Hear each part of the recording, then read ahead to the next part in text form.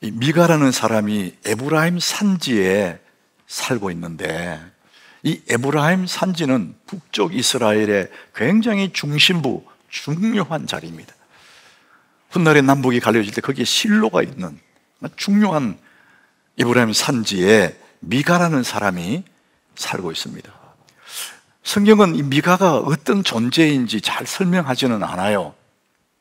그래서 성경이 말하고 싶은 것은 미가라는 사람을 드러내는 것이 아니라 이 미가라는 이 사람의 집의 이야기를 통해서 그 시대에 하나님 없이 사는 사람들의 모습을 드러내는 그 성경의 이야기죠. 자, 미가는 어머니와 함께 살고 있는데, 미가의 어머니가 은 1,100을 가지고 있었다, 그렇게 말을 합니다. 은 1,100은 우리가 환산할 수는 없겠지만 굉장히 큰 돈이라는 거죠. 이 엄마가 은 1,100을 가지고 있었는데 누군가가 그것을 훔쳐가 버린 거예요. 여러분, 그 큰 돈을 잃어버렸으니까 얼마나 속상하겠어요. 그래서 이 미가 엄마가요, 아주 저주를 퍼부어요. 이 돈을 훔쳐간 그 녀석은 손모가지가 탁 부러질 거다. 이거 가지고 뭐 음식 사 먹다가 뭐 그냥 설사해 버리라. 이거 가지고 살다가 망해버리라. 아주 이 독한 저주를 퍼붓는 거예요. 이 저주 소리 듣는 이 미가가요, 가슴이 스르르. 왜? 지가 훔쳐갔거든. 그러니까 엄마가 막 저주를 퍼보니까요, 굉장히 불안한 거예요. 여러분, 우리나라의 속담에도 여자가 하늘 품으면은 온 6월에 뭐가 내린다고요? 소리가 내리는 거. 그렇게 무서운 게 여자의 한이라는 거예요. 그러니까 얘가 감당이 안 돼가지고 그렇게 저주 퍼보니까 두려워서 돈을 가지고, 엄마 돈 여기 있어요, 돈 가져왔어요, 막 저주하니까. 그래서 그 돈을 받은 엄마가 하는 얘기가, 사실 내가 이 돈은 너를 위해서 준비한 거야. 그러니까 너 도로 가져가라. 그러니까 미가가 너무 놀라고 안 해요. 안 한 거야. 그래서 이 미가의 엄마는 그 돈 중에 일부를 가지고 은장색을 찾아가서 우상을 만들어요. 기가 차잖아요. 우상을 만들고, 그 아들은 또 에봇을 만들고 드라빔을 만들고, 그 자기 집 신당에다가 그것을 모셔놔요. 자기 아들을 제사장으로 삼고, 이런 일을 한 겁니다.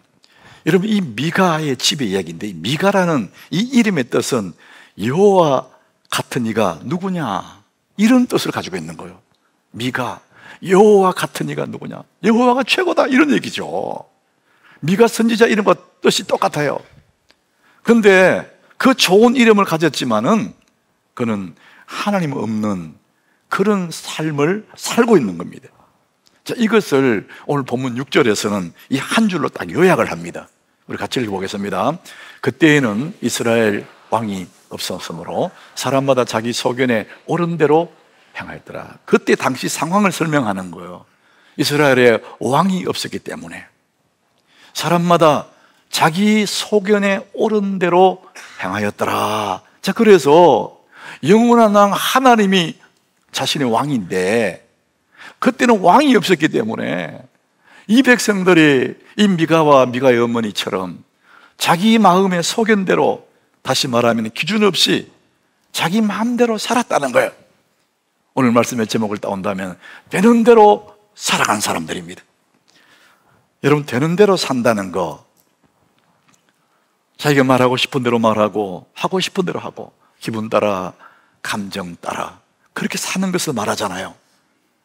아무런 계획도 없고 대충 살아가는 그 사람을 우리는 되는 대로 산다, 이렇게 말합니다. 자, 이런 것들을 한마디로 딱 표현한다면 본능대로 사는 거예요. 인간의 본능대로 사는 것을 되는 대로 산다, 이렇게 말할 수 있습니다. 여러분, 본능대로 산다, 이게 참 이게 괜찮은 용어 같아요. 자기계발서라는 그런 책들을 보면 대부분이, 넌 그렇지 않다 쓴 그 책을 보면은 본능대로 살아라, 이렇게 말합니다. 하고 싶은 대로 하라, 이렇게 말해요. 네 마음이 가는 대로 살아라, 느낌대로 살아야 돼, 이렇게 우리를 부추겨요. 여러분, 멋진 말 같잖아요. 그러나 이건 굉장히 위험한 유혹입니다. 우리 본능은 다 내 마음대로, 내 느낌대로 살고 싶어요. 근데 그렇게 살면 어떻게 되느냐? 이게 바로 자기의 소견에 옳은 대로 사는 이스라엘 백성들, 그 당시의 사람들의 모습과 똑같아, 이런 얘기죠. 우리 다시 6절을, 그 당시의 사람들의 모습입니다. 우리 한번 읽어보겠습니다. 그때에는 이스라엘의 왕이 없었으므로 사람마다 자기 소견에 옳은 대로 행하였더라. 자기 소견, 그러니까 기준이 자기 자신이에요. 어떤 기준이 없어요. 왕이 없으니까. 내가 왕입니다. 그러니까 내 생각대로 사는 거예요. 그건 편하고 좋겠죠. 근데 그게 굉장히 위험한 거죠. 미가와 그 어머니는 되는 대로 사람의 모습입니다. 그래서 그 어머니가 뭘 했냐? 오늘 본문 3절에 보면 이해할 수 없는 말을 해요.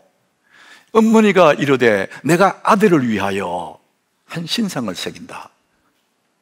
부모는 자식을 위해서 뭐든지 하지 않습니까? 사실 그 돈을 모은 것도 자식을 위해서 모았고, 신상을 만들어서 자식을 위해서 신상을 만들기 위해서 이 돈을 모았다, 이렇게 말하면 아들을 위하여. 이게 부모의 마음인데, 근데 그 뒤에 보면 이런 말을 해요. 내 손에서 이 은을 여호와께 거룩히 드리노라, 이렇게 말을 해요. 앞뒤가 안 맞는 말을 합니다. 입으로는 하나님 얘기해요. 하나님 얘기하는데 실제로 삶은 우상을 만들어요. 그래서 그 다음 4절에 보니까 실제로 엄마는 그 돈 중에 일부를 가지고 은장색에 가가지고 신상을 만들어요. 그리고 그 신상을 집에 가지고 와서 자기 집 신당에 그 신상을 둬요. 입으로는 하나님 하나님 하는데 실제 삶에는 하나님이 안 계셔요. 그의 아들 미가도 그렇습니다. 5절에 보니까 이 미가는 신당이 있었다. 미가의 집에 개인 기도실 뭐 이런 거잖아요. 그리고 에봇을 만들어요. 이 에봇은 제사장이 입는 옷이거든요. 돈이 있으니까 에봇을 만들었어요. 그리고 드라빔도 만들었어요. 드라빔은 가정 개인 수호신이라고 할 만큼 작은 우상입니다. 우상. 이 우상 드라빔을 만들어서 자기 아들에게 에봇을 입혀가지고 제사장으로 삼아요. 그러니까 돈이 있으니까 이런 짓을 한 겁니다. 쉽게 말하면은 미가와 그 어머니는 자기 방식대로 신앙생활을 하는 거예요. 자기 마음의 소견대로, 자기 생각대로 신앙생활을 합니다. 그러니까 요즘 말로 하면 돈이 많으니까 자기 개인적으로 자기 집에 예배실을 만들어요. 그리고 거기에 개인적으로 사람을 고용해서 제사장을 삼아요. 목회자를 개인이 고용합니다. 이렇게 산다는 거예요. 겉으로 보기에는 괜찮은 것 같잖아요. 근데 성경은 자기 방식, 자기네 속에는 옳은 대로 행했다, 이렇게 말합니다. 하나님을 섬기지만 자기 방식으로 하는 사람들, 예배는 드리지만 자기가 원하는 대로 하는 사람들을 이 성경은 우리에게 보여주고 있는 것입니다. 입으로는 하나님 하나님 하는데 실제로는 자기 마음대로 하나님을 섬깁니다.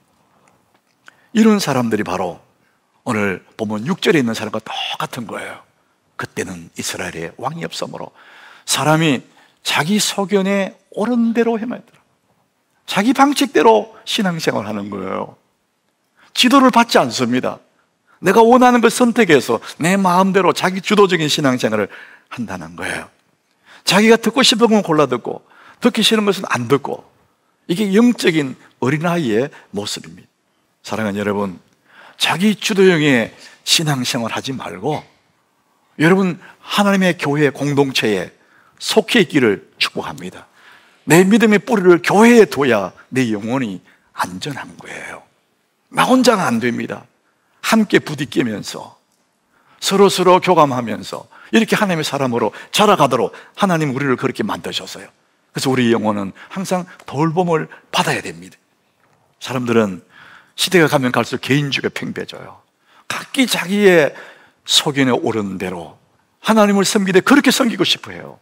그게 그 위험성을 오늘 성경은 말하고 있습니다. 우리는 어떤 일이 있어도 하나님의 교회 공동체에 속해 있는 것, 그것이 내 영혼을 지키는 가장 좋은 방법이 바로 교회 공동체에 속해 있는 거예요. 시편 92장 12절에 우리 믿음의 사람들을 표현하기를 의인이다, 이렇게 표현합니다. 우리 믿음의 사람 의인은 어떻게 되느냐? 우리 같이 읽어봅니다. 의인은 종려나무같이 번성하며 레바논의 백향목같이 성장하리로다. 이 믿음의 사람들은 이렇게 되어 있다는 거예요. 종려나무같이 막 번성하고 레바논의 백향목처럼 성장하고 잎이 청청하고 늙어도 결실 맺고, 예수 믿는 사람들이 이렇게 되도록 하나님이 세팅했다는 거예요. 어떻게 우리가 늙어도 결실하고 갈수록 잎이 청청하고 그런 삶을 살아가게 할 수 있을까? 그 다음 절에 딱 답을 얘기합니다. 이는 이유가 있습니다. 딱 답이 있는데 그게 뭐냐? 우리 같이 읽습니다. 이는 여호와의 집에 심겼으며 우리 하나님의 뜰 안에서 번성하려다. 우리가 성장하고 성숙하고 번성하고 이 하나님의 은혜를 누리는 그 비결은 뭐냐? 여호와의 집에 심겼다는 거예요. 뿌리를, 교회에 뿌리를 내리고 있는 거예요. 그러니까 세월이 가면 갈수록 내가 무성하게 성장하고 번성하고 이 은혜를 입게 되는 것입니다. 여러분, 몸된 교회에 뿌리를 내리시기를 바랍니다. 자기 마음대로 이 뿌리를 다른 곳에 두는 거예요. 미디어에 두는 것입니다. 굉장히 위험한 겁니다. 여러분, 무슨 일이 있어도 교회에 속해 있어야 됩니다. 많은 사람들이 교회를 떠나는 이유가 뭐냐? 시험 들었다는 거예요. 그걸 자세히 물어보면은 별거 아니에요. 작은 일로 시험 들었다는 거예요. 그거 핑계로 교회를 떠납니다. 여러분, 그때부터 위험합니다.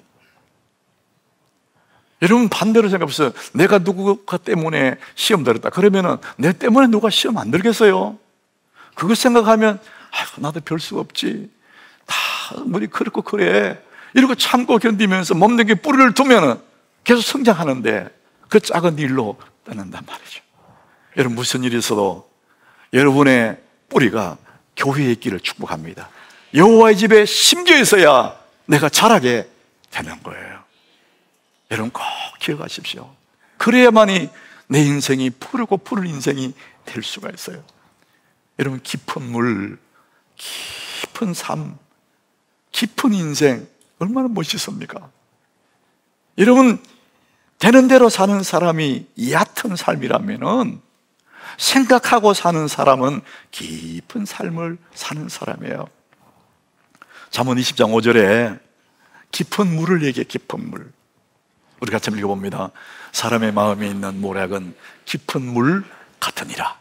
그럴지라도 명철한 사람은 그것을 길어내느니라. 사람의 마음에 있는 모략, 그래서요, 이 모략은 지혜로운 전략, 지혜로운 생각을 얘기합니다.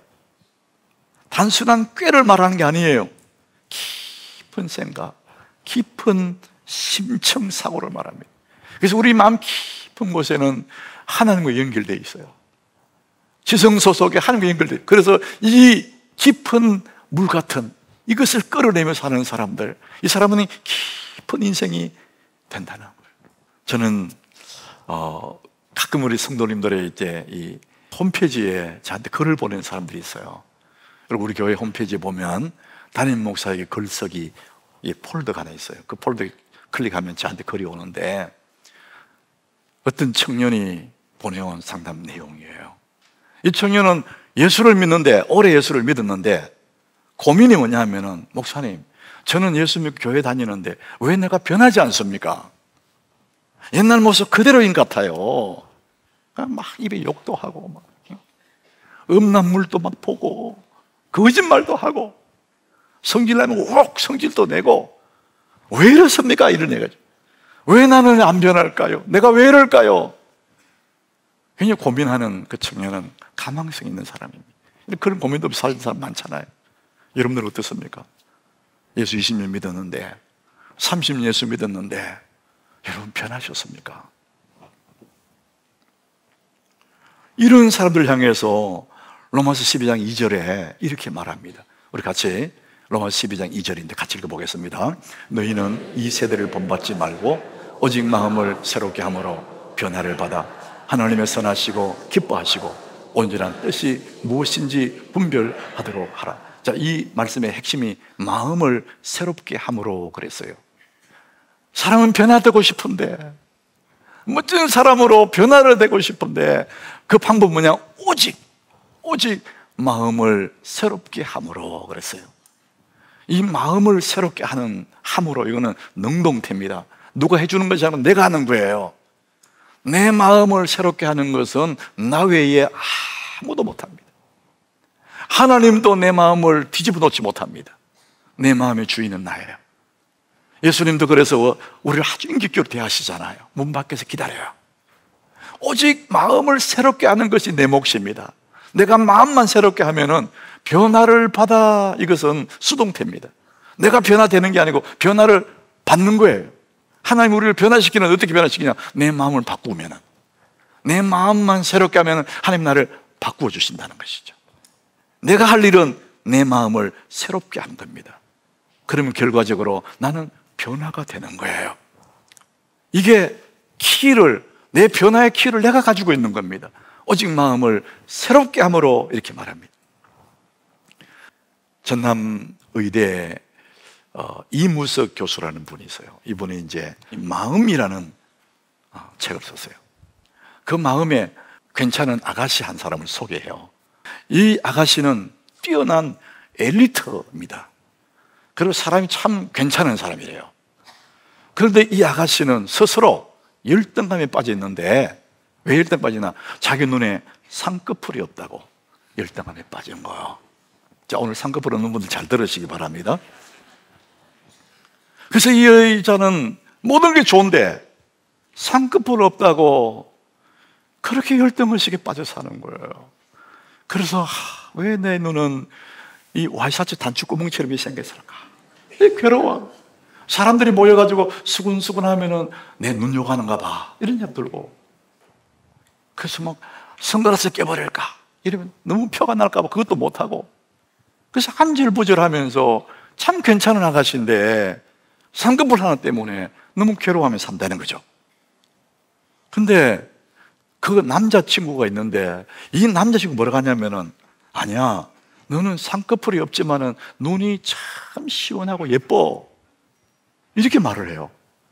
근데 그 남자친구가 내 눈이 시원하고 예쁘다 이렇게 말해도 이 사람이 날 놀리나, 그냥 좋게 얘기해 주는가 봐, 이렇게 생각한다는 거예요. 그래서 이 아가씨가 엄마를 설득해서 이제 성형외과에 갔어요. 눈을 드디어 이제 수술하려고 갔는데, 성형외과 의사가 보더니, 아니, 이렇게 예쁜 눈을 왜 손대려고 합니까? 의사도 눈 이쁘다 그러고, 엄마도 그러고, 남자친구도 그러는데 자기는 절대 아니라고. 이 사람이, 이 의사가 배부른가 봐, 내 수술 안 하려고 배부른가 봐, 이렇게 생각하고 절대 굽히지 않나 봐요. 나 눈이 못생겼다, 굽히지 않다. 자, 그래서 이런 사람들을 두고 이렇게 말합니다. 사람에게는 두 개의 현실이 존재한다. 이 아가씨를 두고 첫 번째 현실은 뭐냐? 객관적인 현실이다. 예쁜 눈을 가진 그 현실이다.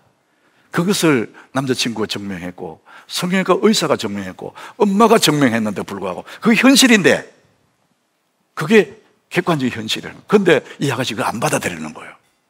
그래서 객관적인 현실 하나 있고 심리적인 현실, 주관적인 현실이 하나가 있다. 그 현실은 정말 자기가 못났다고 생각하는, 자기의 소견에 옳은 대로 생각하는 거예요. 쌍꺼풀이 없다고 슬퍼하는 여자, 이 공통점이 뭐냐면은 자기의 소견에 옳은 대로 사는 거예요. 자기 생각대로 삽니다. 이게 미가의 집의 사람처럼 하나님 없는 사사시대의 그 사람들의 모습이라는 것이죠. 우리는 많은 사람들이 자기 속에는 옳은 대로 살아갑니다. 이분들에게 꼭 필요한 것은 로마서 12장 2절이에요. 우리 한 번 더 이 말씀을 같이 읽습니다. 너희는 이 세대를 본받지 말고 오직 마음을 새롭게 함으로 변화를 받아 하나님의 선하시고 기뻐하시고 온전하신 뜻이 무엇인지 분별하도록 하라. 오직 마음을 새롭게 함으로. 여러분, 마음을 새롭게 하는 것은 나 외에는 누구도 못합니다. 내 마음을 내가 새롭게 그렇게 생각하며 사는 거예요. 자, 어떻게 우리가 마음을 새롭게 할 수 있느냐? 새로운 생각을 하는 거예요. 되는 대로 살아왔던 우리 삶을 따라가지 말고 새로운 생각을 하면서 살아가는 것입니다. 여러분, 그 새로운 생각, 가장 좋은 새로운 생각은 예수 그리스도로 말미암아 나는 하나님의 자녀가 되었다. 이게 사실이잖아요. 이 신분에 대해서, 정체성에 대해서 여러분 생각을 하는 거예요. 이거 잊고 살거든요. 예수 안에 있는 나는 하나님의 사랑받는 존재다. 하나님 나를 너무 사랑하신다. 이것을 생각하는 거예요. 하나님 나를 너무 기뻐하신다. 이것을 생각할 때 우리는 새로운 생각이 이게, 이런 생각 가지게 될 때 우리는 정말 변화가 됩니다. 사랑하는 여러분, 여러분은 예수 그리스도로 말미암아 하나님의 자녀가 되었음을 믿으시길 바랍니다. 자녀가 된 걸로 끝날 것이 아니라 우리는 하나님의 사랑받는 사람이고 우리는 하나님의 기쁨이 된 거예요. 여러분, 예수님의 그 십자가에 죽으시면 생각해 보세요. 세상에 여러분을 위해서 손가락 하나 잘라줄 사람 누가 있습니까? 아무도 없습니다. 솔직히 여러분, 남편을 위해서 손가락 잘라줄 수 있어요? 손가락 왜 자르냐고 난리칠 거예요. 안 그래도 원수인데 저거 말이에요. 이 세상에 그 누구도 자기 목숨 내놓을 사람 없어요. 하나님은 자기 아들을 십자가에 못 박지 않습니까? 그만큼 우리는 사랑받은 존재예요. 그래서 예수 안에는 우리들은 하나님 사랑받는 존재이고 하나님 우리를 바라보시면 그렇게 기뻐하시는 거예요. 마가복음 1장 11절에 보니까 하늘로부터 소리가 들려와요. 하늘로부터 소리가 나기를 우리 같이 봅니다. 너는 내 사랑하는 아들이라 내가 너를 기뻐하노라 하시니라. 세례받고 올라오는 그 예수님을 바라보면서 하나님의 음성을 들려요. 너는 내 사랑하는 아들이라 내가 너를 기뻐하노라. 만천하에 공개하는 겁니다. 여러분, 예수 안에 있는 여러분을 향한 하나님의 음성인 줄 믿으시길 바랍니다. 너는 내 사랑하는 아들이라 내가 너를 기뻐한대요. 자랑스럽다, 이런 얘기예요. 내가 너를 기뻐한다. 여러분, 이 생각을 하면서 살아가는 우리들, 이 생각을 하며 살아갈 때 어떻게 우리 얼굴에 그림자가 있겠습니까? 되는 대로 살다 보니까 근심 걱정이 있는 것이지, 이 하나님의 은혜를 생각하며 살면 얼마나 가슴이 뿌듯하겠습니까? 저 오늘 여러분이 제가 PPT 슬라이드를 하나 보여드리겠습니다. 아빠의 어깨 위에 올라서 있는 이 아이를 한번 보십시오. 너는 내 사랑하는 아들이라 내가 너를 기뻐한다. 아이 위에 서 있는 이 아이의 마음이 얼마나 든든하고 얼마나 행복할까. 평생 걱정할 게 뭐가 있겠어요? 아빠가 다 알아서 할 텐데 아이를 어깨 위에 올려놓은 이 아빠의 심정이 또 어떨까? 너무 행복하고 너는 내 사랑하는 아들이라 내가 너를 기뻐한다. 네가 너무 자랑스러워. 그 아빠의 행복이 얼마나 크겠습니까? 여러분, 이것이 하늘아버지의 마음인 줄 믿으시길 바랍니다. 우리는 이것을 생각하며 살면 염려할 것 없죠. 이것 생각하며 살면 날마다 변화가 되겠죠. 마음을 새롭게 어떻게 합니까? 하나님을 생각하는 거예요. 너는 내 사랑하는 아들이라 나는 너를 너무 기쁘게 생각한다. 네 때문에 나는 너무 행복해. 이게 아버지의 마음 아닙니까? 사랑하는 여러분, 여러분들은 하나님이 사랑받는 존재임을 믿으시길 바랍니다. 이것이 사실이거든요. 우리는 날마다 가슴 속에 이 아름다운 그림을 가슴에 품고 하나님 나를 너무 기뻐하시고 하나님 나를 너무 자랑스러워하시고 기쁨을 이기지 못하시고 그 하나님을 생각하면서 순간순간 살아갈 때 이 아름다운 세상이 온통 푸르고 푸른 들판처럼 보일 거예요. 매 순간마다 가슴이 막 감격으로 감사로 몰려올 겁니다. 여러분 마음 속에 이 하나님의 사랑이 흘러넘치기를 예수 이름으로 축복합니다.